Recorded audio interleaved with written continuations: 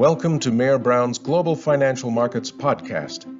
Each 30-minute episode is designed to help listeners better understand the legal issues that impact their business given the ongoing uncertainties in the financial markets worldwide. Speakers from across Mayor Brown's practices and offices provide their timely insights on a wide range of topics, including finance, financial services, and insurance regulatory developments, securitizations, and litigation in the United States, the United Kingdom, Europe, and Asia. We hope you enjoy the program. Hello, listeners, and welcome to the Global Financial Markets Podcast. Our topic today is addressing concerns with FinCEN's new reporting rules. My name is Matt Bisanz, and I'm joined today by Brad Resnikoff. We are partners in Mayor Brown's Financial Services Regulatory and Enforcement Group in Washington, D.C. As many of you may already know, over 30 million legal entities will need to begin reporting beneficial ownership information to the U.S. Financial Crimes Enforcement Network over the next 2 years. Recently, FinCEN waded into an unexpected controversy with the release of proposed data fields for the beneficial ownership information reporting regime. Really technical stuff. Specifically, FinCEN's inclusion of unknown and unable to identify options for several of the proposed data fields has generated concern that incomplete BOI may be of reduced usefulness for some users like financial institutions. These concerns stand in contrast to the potential impossibilities and practical constraints that confront reporters of BOI. Today, we'll be discussing exactly what caused the controversy and the points each side has made. But first, Brad's going to give us some background on the new BOI rule. Thank you, Matt. Happy to be here today discussing this with you. And we've had some talks like this previously, and so we won't go into too much depth about the rule, but we did, as Matt said, want to go through some of the basics in the background here. So I think the first point we need to address is that this rule creates a new federal, the CTA and FinCEN's implementing regulations, rather, create new federal legal requirements that are remarkably broad in scope. As many of you probably know, U.S. financial institutions have been obligated to collect beneficial ownership information from certain legal entity customers since 2018 under FinCEN's CDD rule, the Customer Due Diligence Rule. But the CTA and FinCEN's proposed regulations, and now final regulations for certain of them, create new legal obligations, not just for banks, but for a broad array of U.S. and non-U.S. legal entities. The rule is going to require the reporting of personal identification data belonging to a large number of senior individuals working for reporting companies, as well as potentially junior persons who perform mostly administrative functions, like filing the paperwork for the registration of a legal entity. It's also worth mentioning that the regulations are part of a broader effort of the Biden administration to curb corruption and increase transparency in financial markets in transactions. Essentially, the purpose of the rule is to create a centralized, comprehensive database of beneficial ownership information, primarily to assist law enforcement in its efforts to impede bad actors from abusing legal entities, like shell companies, to concede proceeds of corrupt and other criminal acts. To some degree, a secondary purpose of the rule is also to assist financial institutions who are already covered by FinCEN's CDD rule to comply with those obligations. Although, as Matt and I will discuss shortly here, we're not certain that it achieves that secondary objective. These new regulations also align the United States with the UK and member states of the European Union, which have already incorporated certain beneficial owner reporting elements into their domestic legal and regulatory frameworks. One major difference, however, is that unlike in the UK and the EU, access to our registry, the US registry, will be limited to authorized parties. It will not be made public. So with that background, I want to just highlight a few of the specific requirements of the rule and a few of the key definitions that will help us understand it and go through. The rule requires reporting companies to register with FinCEN and disclose to FinCEN the identity of its individual beneficial owners. The definition of reporting company is sweepingly broad. It includes a broad array of U.S. entities, including corporations, LLCs, and other entities registered to do business with the Secretary of State or similar office. And it also includes non-U.S. entities registered to do business in the United States. FinCEN has said that the broad definition of reporting company is meant to capture limited liability partnerships, limited liability limited partnerships, business trusts, and most limited partnerships, subject to specific exemptions. A database containing beneficial ownership information is currently being built by FinCEN and will be maintained by FinCEN to house the collection of BOI information reported to it, and access, as I mentioned, will be granted to law enforcement and potentially to other interested parties. For example, U.S. financial institutions may access information in the database reported by their legal entity customers, provided they have consent from their customers. In other words, legal entity customers have to authorize their banks and other financial institutions to access that data. Willful failure to register and disclose beneficial ownership information carries both civil and criminal penalties.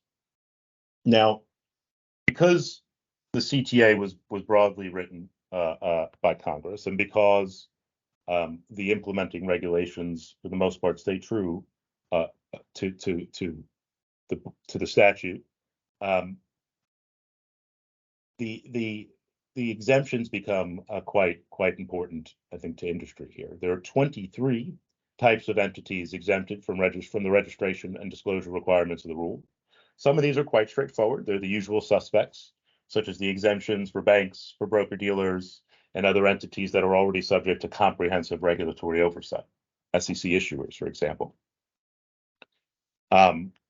Others are a little more nuanced and require a bit of analysis. For example, there's exemptions for large operating companies. There's exemptions for pooled investment vehicles, and these are not quite as clear and will require a bit of analysis on the part of legal entities now and going forward.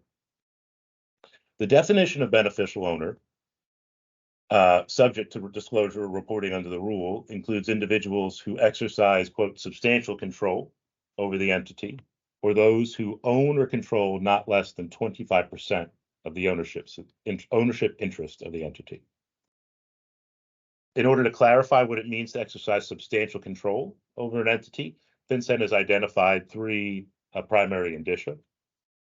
One is service as a senior officer of a reporting company. Two is authority over the appointment or removal of any senior officer or a majority of the board of directors of a reporting company. And the third is persons who direct, determine, or have substantial influence over important decisions of the company. For example, decisions regarding the nature, scope, and attributes of the business, decisions regarding reorganization or merger, etc. As a consequence, reporting companies will be required to identify a potentially large number of senior executives, among others, as beneficial owners under the rule, even if such persons have no financial interest in the company.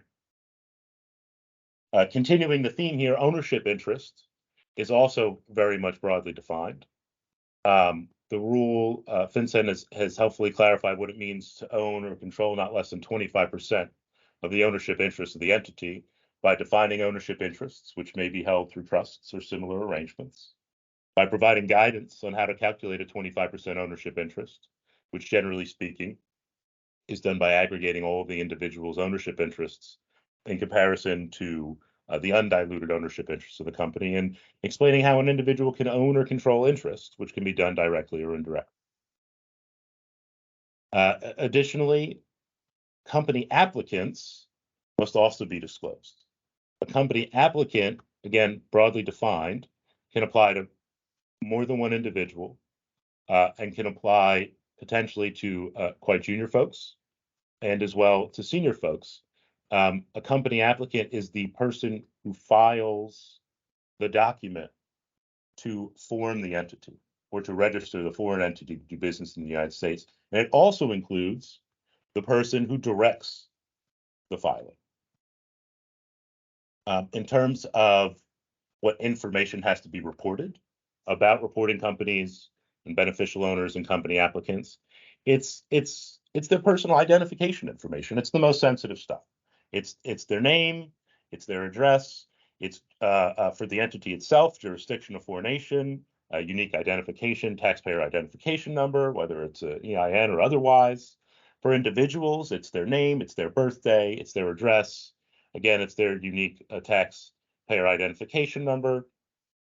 It's copies of identification documents, et cetera. And as we've mentioned, it's not something that's going to apply to just one person. I think FinCEN's expectation is that at least one person will be required to be identified as a beneficial owner and company applicant under the rule, but it's not limited in that way.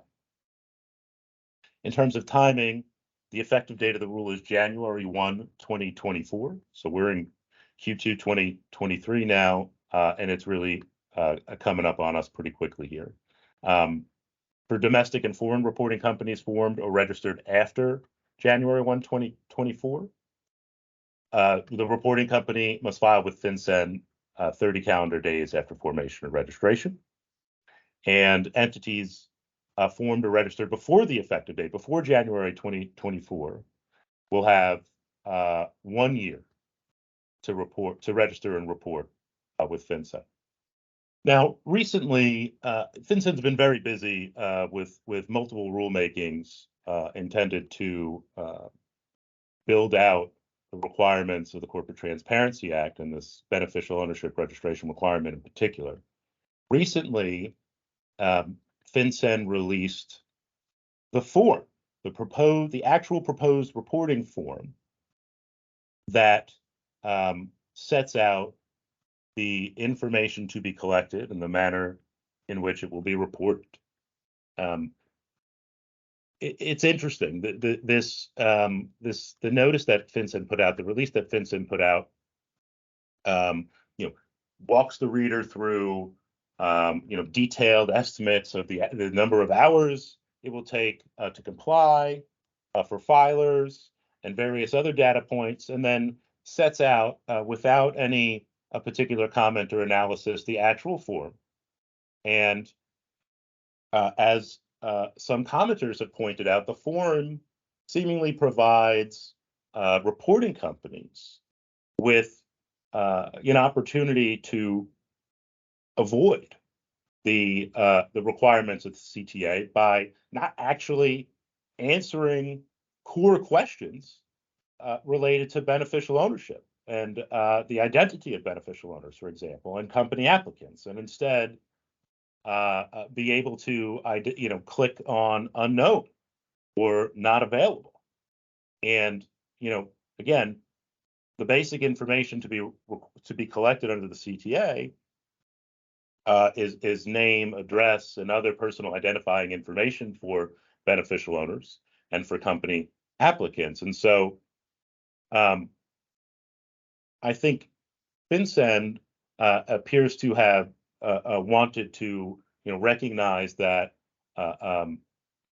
reporting companies may, in good faith, not be able to obtain and report certain information relating to their beneficial owners and their company applicants.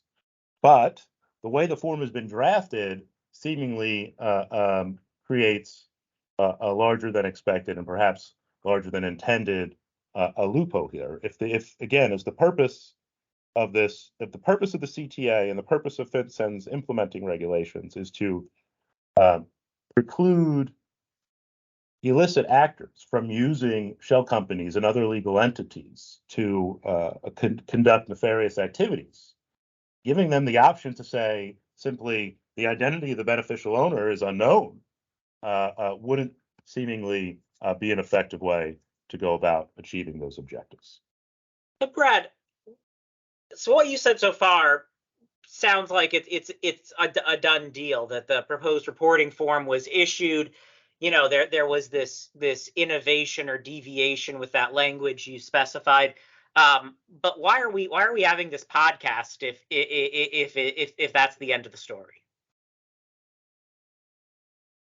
Well, Matt, it's a good question. I think here what we'd like to talk about today in particular is some of the comments that FinCEN has received to the form, and in particular, uh, um, a bipartisan, a bicameral comment letter from Congress.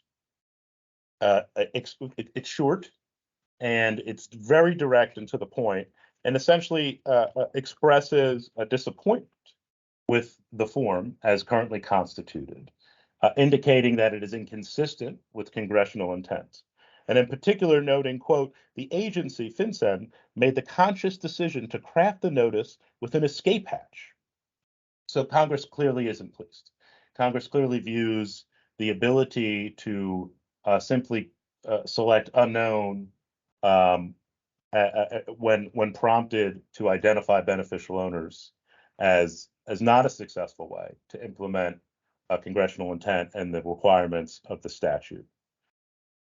Thank you for that. And you're right that there has been some controversy about this, and that's why we're here today. And in addition to the congressional controversy, there have been a few trade associations who made notable comment letters.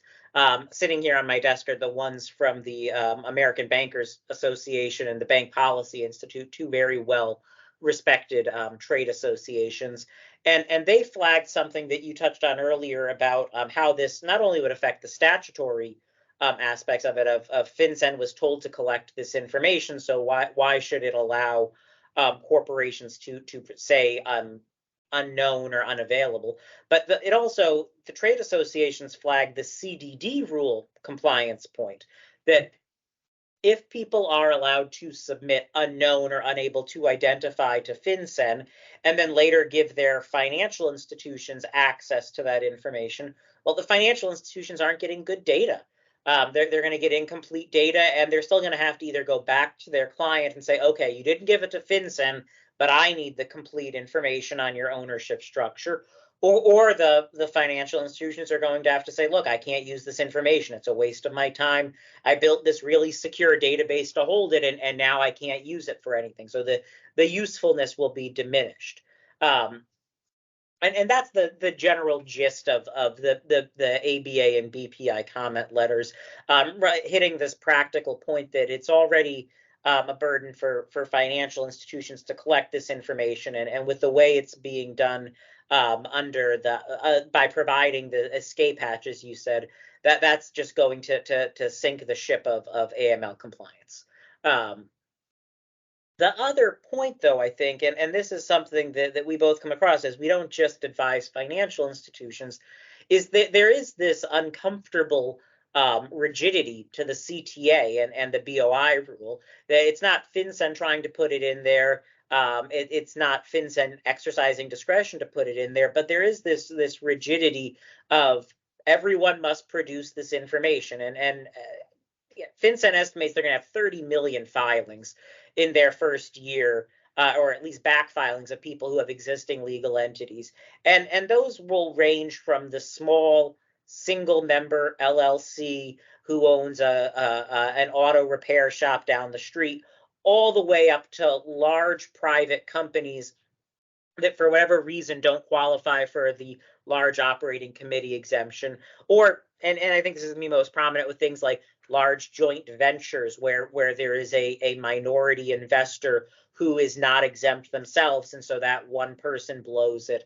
When you're talking about things like investment funds, you may have a top tier fund that is exempt as a registered investment company or as a qualifying private fund, but then under that is the whole Christmas tree of blocker entities and other legal separateness vehicles who may not use the same exemptions, may not be disclosed in the same way, and therefore aren't themselves exempt. And when you get into some of these large asset managers and fund companies, there's just floor after floor of employees who make decisions that arguably could trigger that substantial control definition. I think a lot of people are confronting that now with the small numbers of entities of, well, how am I going to identify everyone? What are the right people to identify? What did this mean? Because the definitions are so broad. And on one hand, you say, well, Matt, that's a compliance burden. Just deal with it. But on the other hand, there are true privacy concerns. There's practical concerns of tracking this, that anyone who's ever worked in a regulated industry where you have licensed employees, like at real estate brokerages, law firms, insurance companies, knows what an incredible burden it is to track not just the tax reporting information for people, but addresses, passports, keeping all of that information, that it's a headache. And so in this case, there's that domestic headache to it, but then there's also the international angle to it. And as you mentioned, there's the BOI rule is going to apply to foreign companies that do business in the U.S., that are registered to do business in the U.S. And so if you are a foreign company that doesn't have an exemption, and this is, again, particularly burdensome on the pooled investment vehicle fund structure type companies, because they're not usually going to get the large operating company exemption, they are going to have to disclose information on their owners who may live in foreign countries, on their employees who may live in foreign countries. And if anyone has ever dealt with Europe, they have entirely different notions of privacy than we do in the United States. That it is not just a right that is put on a piece of paper.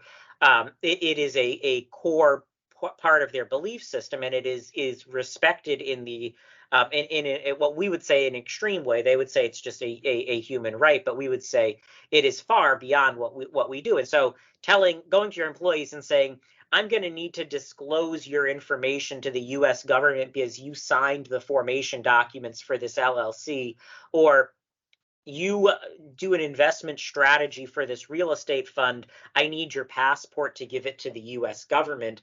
Like that's going to get a response of, well, either I say no, or you can't ask me for that information under this foreign law. And so when it says unable to identify or unable to or unknown, that to me in some cases isn't the most unreasonable answer. If you're one of these foreign companies, that maybe it's not what Congress would love, and Congress thinks U.S. law is the best. I'm a U.S. lawyer. I think U.S. law is great. But asking these foreign reporting companies to be faced with either, do I provide complete information to FinCEN, or do I comply with foreign law? And if I know I'm not complying with the FinCEN requirement, I'm not providing complete information, that's the willfulness penalty that Brad talked about earlier. If I don't comply with European law, that, again, we've seen that is a very severe consequence under European law, because they take that as seriously as we do. And so I think that there are some concerns that these corporations are being put between a rock and a hard place. I think that's right. Yes, Matt, I think you're flagging some important issues and challenges reporting companies will face, and in particular in the cross-border context. And I think, I assume, FinCEN didn't explain, why it provided those options, to say, I don't know, or I can't figure it out, or it's unknown to me. They didn't explain, why it included those options. But I do believe it's for some of the reasons you stated, because in certain cases, information may not be available or may not be able to be obtained, whether it's, for data privacy reasons or otherwise. I think the problem is if, the bad guys who are really the target of this rule are going to be the first ones to exploit this. It's not the people, the good faith filers who are attempting to comply and doing their best to gather the information, who are, caught up in whatever logistical issues they have, or potentially, non-U.S. privacy regimes that limit their ability to disclose information.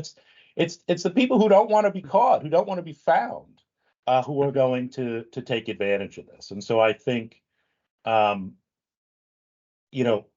I would hope a solution could be is not, complete black or white, as a Congress seemingly wants. You have to provide the requested information no matter what, but maybe something a little bit in between. So, for example, asking reporting companies to describe the reason that certain information is unknown, asking reporting companies to describe the efforts made to identify or to obtain beneficial ownership information that's required to be included in its reports that it was unsuccessful in obtaining. you know, giving guidance, further guidance to companies in such a position where they simply don't know, or they can't seem to figure it out. How should that be treated? I think there's room for middle ground here. And I will await FinCEN's response to these various letters. I will say as well, I mean, it's not so often that you see Congress, the banking industry, and other industry all aligned here in opposition to a rule.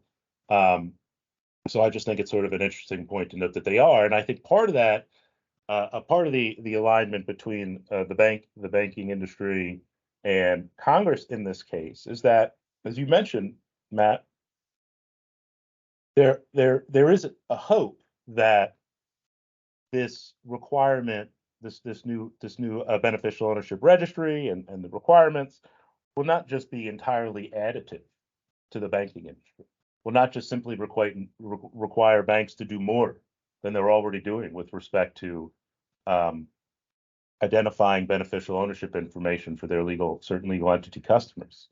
That it's that they too can benefit from this new rule and from this database that FinCEN will maintain, and that the information reported will help the banks comply and obtain required information under the CDD rule.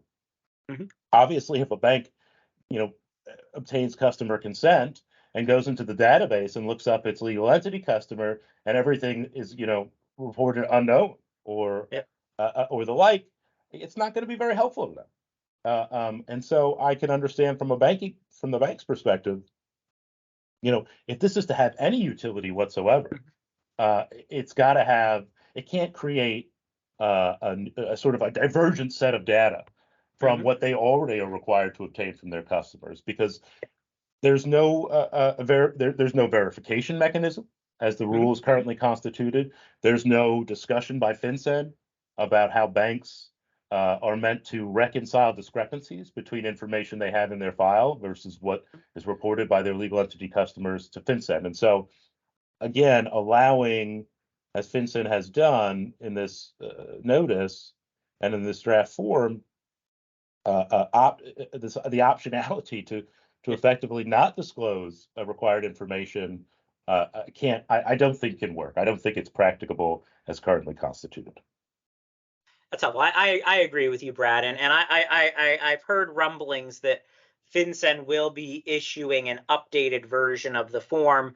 That FinCEN has gotten the message and recognizes that this either they don't want to sink the ship by creating an escape hatch that floods it, and they also don't want to create this kind of impossibility that some reporters may face.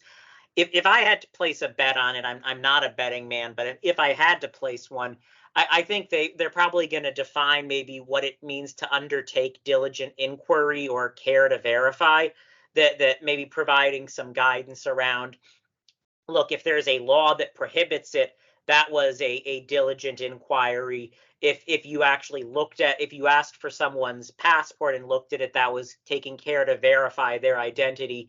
If you just said, this is going to be really hard, let me check the box that says unknown, that's not going to be a diligent inquiry. And so I think they're probably going to find some way around the edges to make it clear that these, if this type of exception or unknown is preserved, that it's only for situations where there's been a good faith, reasonable effort to comply. I think that makes sense, Matt. I mean, I think, going back to the congressional perspective here, I think Congress reasonably expects that all reporting companies are in possession of beneficial ownership information, right? This shouldn't be hard to find for reporting companies subject to the rule. And I think you're right. I think allowing, some leeway to reporting companies on the margins with respect to certain information that can't be identified after reasonable diligence has been undertaken would be a helpful middle ground. Well, thank you to our listeners for joining us. We really appreciate it. We wouldn't have a reason to do this podcast without you. And obviously, this is a topic that we'll be continuing to develop over the next 8 months before the rule initially becomes active or effective, and then over the next year and a half as legacy companies are brought on board. So lots of issues. This is not the end of it. Even the finalization of the form won't be the end of things. And we'll definitely have more episodes, more news, and we would always love to have individual conversations with any of you who might be interested. If you do have questions or would like to follow up on today's podcast, please email us at gfm@mayorbrown.com. Thanks for listening. We hope you enjoyed this program. You can subscribe on all major podcasting platforms. To learn about other Mayor Brown audio programming, visit mayorbrown.com/podcasts. Thanks for listening.